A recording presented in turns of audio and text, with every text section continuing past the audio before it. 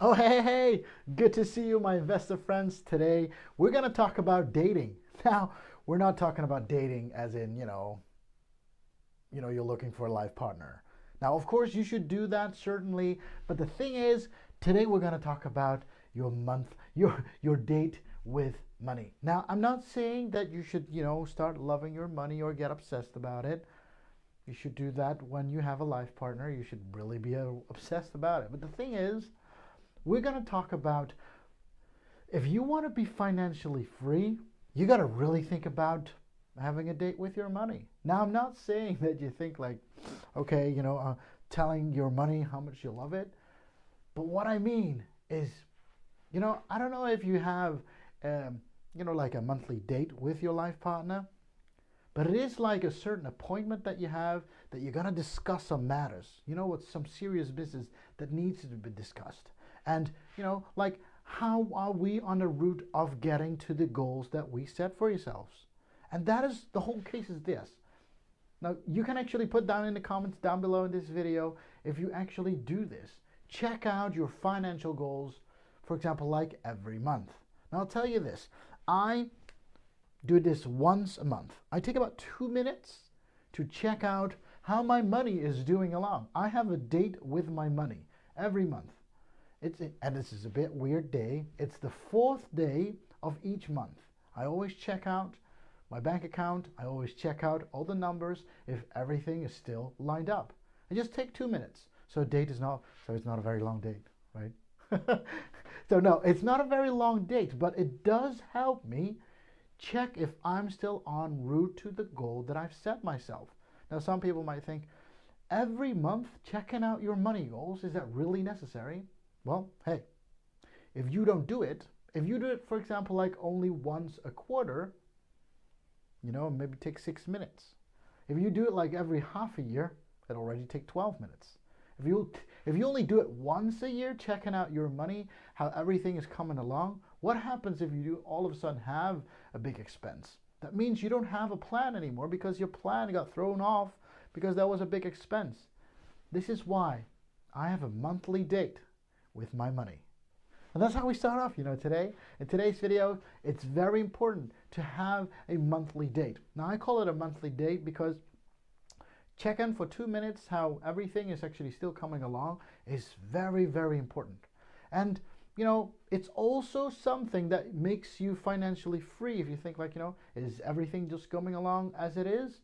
If the answer is yes, you just log out, you just, you tick off your box. Hey, done my date this month again, and I'm totally fine right now. And that is how things should be. Because if you want to be financially free, another thing is, so let me just write that down. So number one, I just call it a monthly date. Have a monthly date. So the second thing is, if financially free, if you want to be that, what is very important is converting income to assets. This is a very important one because what happens very often is that so many people just make money, the moment they are graduated from a university and they start looking for a job. What happens so often is they just make money and they're like, you know what? Take a look at this. I got $1,000 left at the end of this month. Wow, that's interesting. And all of a sudden, next month you got another $1,000 left. All of a sudden, what happens? The moment you make more money, so the moment you have more money, this is what you used in the past, and all of a sudden this is left. What you're going to do is you're going to increase your spending as well. And instead of doing that, what you should do is convert your incomes, convert it into assets. Because, we're not talking about the short term. If you want to be financially free, it's very important that you got to think long term. So the moment you really want to use it, so the moment, for example, in your 40s or in your 50s, when you're thinking like, I kind of want to work a little bit less or spend a little bit more time with my family, all of a sudden, because you've created assets in the past, you can actually tell your past self like, hey, good job.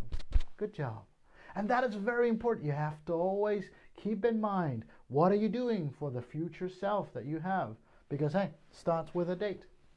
If you tell yourself, if I do this every month, just for 2 minutes, one thing will turn into the other. I'm going to convert my income into an asset, and the asset will generate me money. Now, another thing is what you need to do if you want to be financially free, of course, is get over the fear of investing. Get over the fear of investing. This is what I see so often. People do see that, the moment they work and they have some money left, they do kind of hear things like, I think I should start investing. Or, I've got some friends that started investing and, they're doing not so bad. And this is what you should do as well. You should also get over the fear of investing. Now, it's totally fine. Like I said in another video, we have something called savings, and we've got something called investing. And there's a huge difference. Savings, short term. Investing, long term. If there's no difference for you, you got to learn that difference as well. That's the first thing that you need to learn. Make a difference between investing and in saving, of course. And this is what I see very often. There are so many people out there who have a fear of really starting to invest. Now, if you have that fear, why not just reach out? I've been investing for more than a decade already.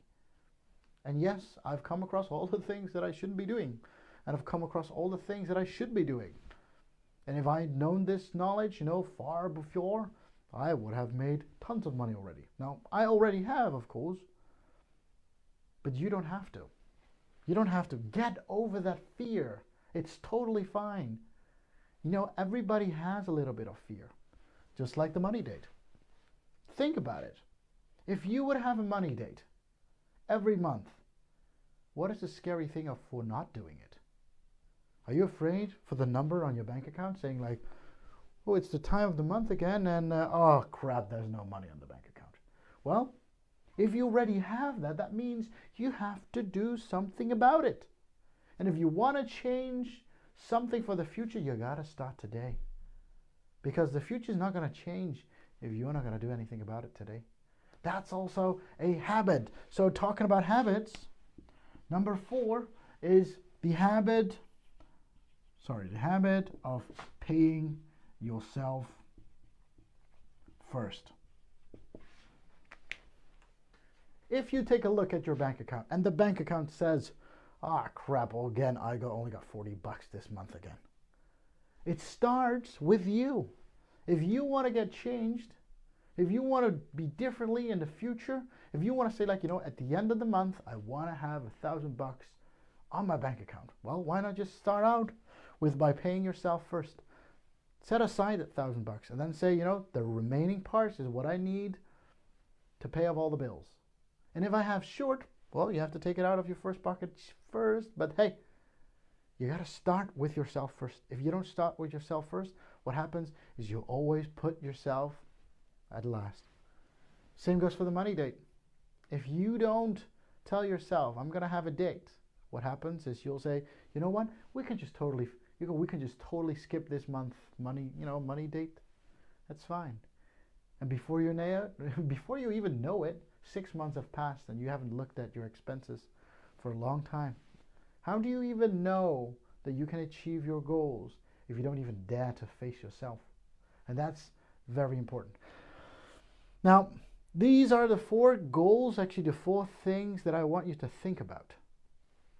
But before actually we're going to end this video today, I want to give you one more. Because how many different income streams do you really have? How many? Now, that is also the money date that you have. If I would check myself, if I look at myself, there are several things that give me money.